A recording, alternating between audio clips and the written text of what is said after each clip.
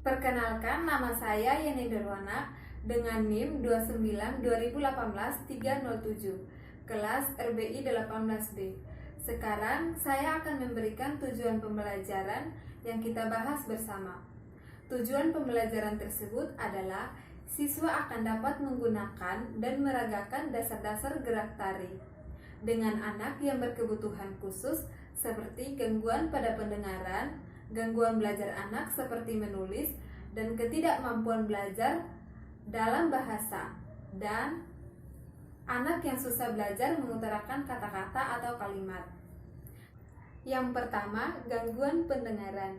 Siswa yang memiliki pendengaran yang kurang baik, hal ini sangat mengganggu seseorang dalam belajar. Untuk mengatasi masalah ini, guru bisa memberikan materi kepada mereka menggunakan media visual untuk lebih mudah mengerti dan memahami pelajaran. Dapat membuat mind mapping untuk memudahkan belajar dan juga reading text untuk memperbanyak kata-kata dalam belajar. Dengan kegiatan ini, siswa tidak merasa sendirian dan dapat mencapai tujuan pembelajaran dengan baik. Yang kedua, disgrafia atau biasa disebut anak yang memiliki gangguan pada belajar, anak yang berpusat pada kemampuan menulis. Karakteristik disgrafia adalah tulisan tangan anak yang seringkali sulit dibaca. Gangguan belajar disgrafia timbul ketika ada masalah pada sistem saraf yang mengatur kemampuan motorik untuk menulis. Untuk mengatasi gangguan disgrafia yang dimiliki, dengan cara orang tua membimbing anak di rumah, dan sebagai guru juga harus memiliki kemampuan mengajar atau strategi yang berbeda diberikan kepada siswa tersebut.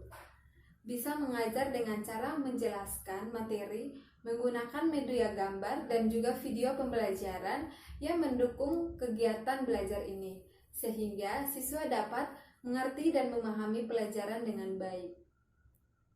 3. Ketidakmampuan belajar dalam bahasa atau anak yang susah dalam mengutarakan kata-kata atau kalimat. Ketika seseorang menanyakan sesuatu, anak kesulitan mengungkapkan apa yang ingin diutarakan.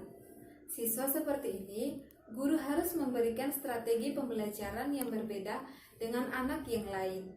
Salah satu contohnya adalah guru memutar video dan menjelaskan langkah demi langkah dan membimbing anak dalam berbahasa, cara gerakan tangan dan kaki, mempraktikkan gerakan, menulis gerakan tarian di papan tulis, sehingga siswa dapat mengikuti gerakan tangan dan kaki yang sudah dipraktikkan dan gambar yang sudah ditulis di papan tulis, sehingga siswa bisa memahami pelajaran tersebut dengan baik dan benar.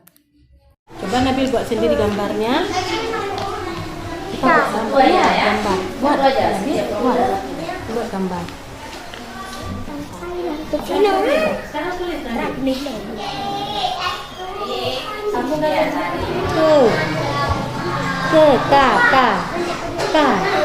K Nabil, ucap Nabil K.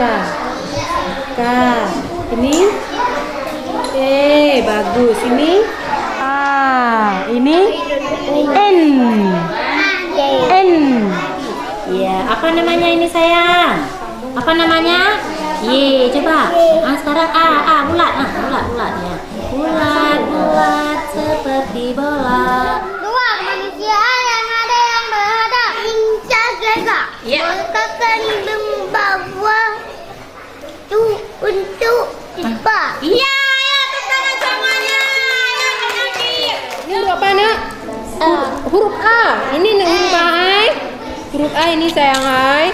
Ini huruf apa? A. Kalau ada apa ibu? Huruf A. Ulang. A. I. U. E. Oh. Ajit. Jaga. Cica lagi ibu tiga. Oke. Coba diperiksa apakah dalam kalimat itu ada yang masih kurang kata-katanya maupun hurufnya. Buat dari kali 1, 4,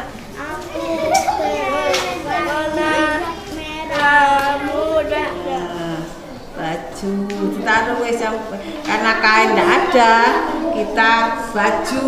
Nah, itu yang harus terpenuhi adalah kebutuhan pokok. Bukan apa ya? Kebutuhan Tuhan apa? Lihat buku. Kebutuhan pokok. Tulis. Kebutuhan hidup, rumah, baju, motor, HP, kemeja, televisi, tempat tidur. Oke, pada kesempatan kali ini kami akan berbagi sedikit ilmu tentang gerakan dasar menari. Sebelum kalian belajar tari, tentunya kalian harus tahu apa saja itu gerakan dasar tari. Pada dasarnya gerakan tari itu ada 3 macam.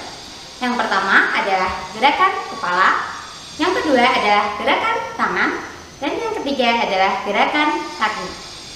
Dalam video kali ini kita akan berbagi tentang gerakan dasar tangan. Mau tahu? Let's check it out. Baiklah, sekarang kita mulai membahas detail gerakannya. Gerakan yang pertama tadi adalah gerakan ngerayong. Gerakan ini bisa disebut juga dengan meruji. Gerakan ini diawali dengan membuka telapak tangan, keempat jari diluruskan kecuali ibu jari. Ibu jarinya dibengkokkan atau dilipat ke tengah, menempel dengan telapak tangan. Gerakan ngerayong ini hanya menunjukkan keindahan saja atau mementingkan fungsi artistik saja, jadi tidak memiliki arti khusus. Gerakan yang kedua adalah gerakan nyipeng atau juga bisa disebut nyekipeng, yakni dengan melipat ibu jari dan disatukan dengan jari tengah seperti membentuk lingkaran. Ketiga jari lainnya dibengkokkan mengikuti jari tengah. Gerakan nyipeng ini menunjukkan kelembutan seorang penari. Gerakan yang ketiga adalah ngepel. Gerakan ngepel ini dilakukan dengan 3 jari tengah dikepalkan serta jari kelingking dibengkokkan sedikit dan ibu jari diluruskan. Gerakan ngepel ini menunjukkan kegagahan, banyak digunakan dalam tarian putra. Gerakan yang keempat adalah ukel dalam. Gerakan ukel dalam harus dilakukan dengan gemulai. Jadi tangannya pemanasan dulu biar tidak kaku. Setelah itu diputar pergelangan tangannya, khusus di pergelangan tangannya saja. Diputar ke dalam dari luar diputar ke dalam. Bisa diakhiri dengan kerayong ataupun diakhiri dengan nyipeng. Jadi pergelangan diputar, diakhiri dengan nyipeng atau kerayong. Gerakan yang kelima adalah gerakan ukel luar. Sama dengan ukel dalam tadi, yang diputar adalah pergelangan tangannya, cuma beda arahnya. Karena ini ukel luar, jadi tujuan putarannya itu keluar. Kita ukel dari dalam, lalu keluar. Dalam, lalu keluar. Diakhiri dengan nyipeng bisa, diakhiri dengan kerayong juga bisa. Gerakan ukel ini bisa dilakukan dengan satu tangan kanan saja, tangan kiri saja, ataupun keduanya dilakukan secara bersamaan. Gerakan ukel ini menunjukkan keluasan seorang penari. Gerakan yang terakhir adalah sembah. Gerakan sembah dilakukan dengan menyatukan kedua telapak tangan di depan dada. Gerakan sembah ini menunjukkan rasa hormat penari. Oke anak-anak, bagaimana? Mudah bukan? Kalian bisa mempraktikkan semua gerakan tadi di rumah untuk mengisi waktu luang kalian selama belajar di rumah ini. Nah, bagaimana pendapat kalian tentang strategi yang saya sudah berikan kepada 3 special needs anak? Terima kasih sudah menonton video saya. Jika ada kesalahan, mohon dimaafkan.